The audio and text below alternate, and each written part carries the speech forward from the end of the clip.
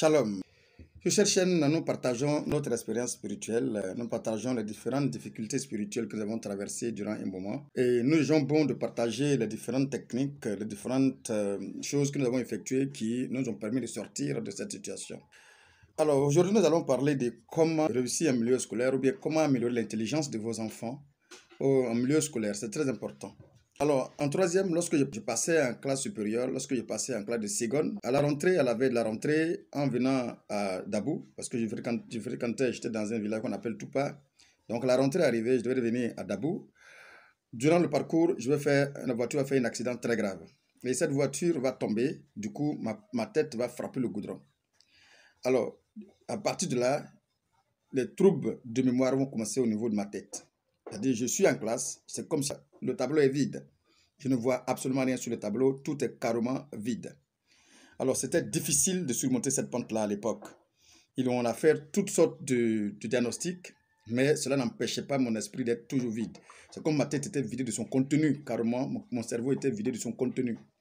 Et quelqu'un qui était vraiment brillant en classe, avec des tableaux d'honneur, en classe de seconde, je ne vois pratiquement rien sur le tableau. Comme le dit dans nos jargons ici, je flashais carrément. Jusqu'à ce qu'on me prescrivait, on me conseillait de voir un psychologue. Mais je vous jure que cela n'a pas changé grande chose. Mais à un moment donné, Dieu m'a fait grâce de commencer à prier non seulement, mais surtout à lire les paroles de Dieu. Alors j'ai commencé effectivement à lire les psaumes. Les psaumes que je lisais, je sentais de plus en plus que plus je lisais les psaumes, plus la pression devient de plus en plus forte. Mais en réalité, j'avais l'envie d'arrêter à l'époque, mais Dieu me faisant grâce, je n'arrêtais pas, je continuais toujours de lire les psaumes. Donc, j'ai compris à un moment donné que avant même de passer à toute chose, en lisant les psaumes, cela me soulageait. Cela me soulageait. Ma tête qui était de plus en plus vide, je sentais que lorsque je lisais les psaumes, il y a un moment donné, je sens l'envie d'aller étudier. Et lorsque je sentais l'envie d'aller étudier, que je commençais à étudier, ça commençait à rester. Sinon, je peux vous dire que lorsque je lisais, c'est comme si je lisais et que rien ne restait dans mon esprit, ou bien dans ma tête. Mais à chaque fois, lorsque j'ai commencé à lire les psaumes, je lisais les psaumes régulièrement, je lisais les psaumes, c'est-à-dire que je passais toute la journée à lire les psaumes que d'étudier.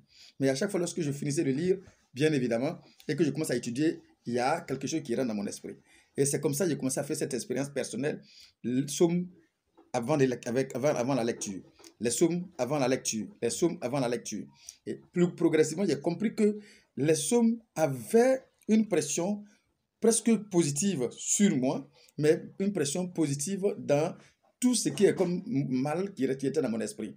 Et voici comment je vais me familiariser avec la lecture de la parole de Dieu, avec la lecture de la Bible.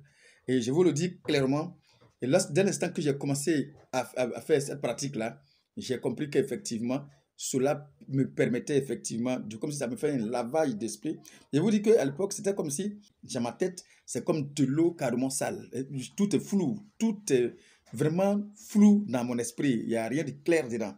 Mais les psaumes éclaircissaient d'abord, c'est ce flou qui était dans mon esprit.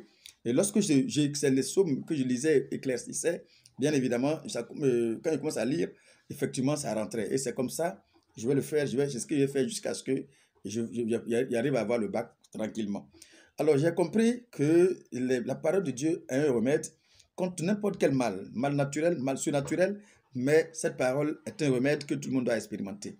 Alors, si vous, aujourd'hui, et personnellement, qu'est-ce que j'ai fait? J'ai essayé aujourd'hui d'inculquer, d'introduire ça dans la vie même de mes enfants.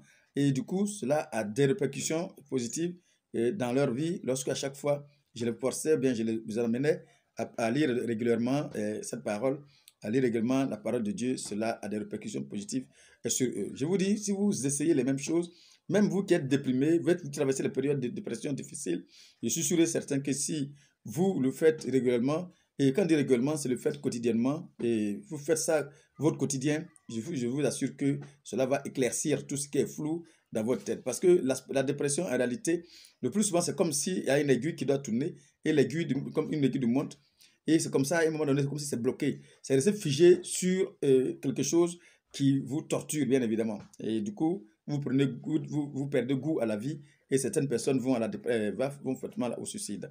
Donc, je vous dis, si vous vous familiarisez avec ces psaumes et que vous les lisez très régulièrement, Et vous le lisez régulièrement, vous allez voir que cela va transformer, va éclaircir votre esprit, va commencer maintenant à améliorer l'intelligence de vos enfants. C'est très important d'essayer cette expérience parce que moi, je l'ai effectuée et cela m'a donné beaucoup de satisfaction.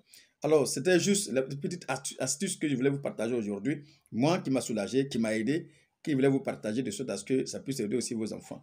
Shalom, encore une fois, c'est votre serviteur Dongo et à bientôt pour une autre vidéo.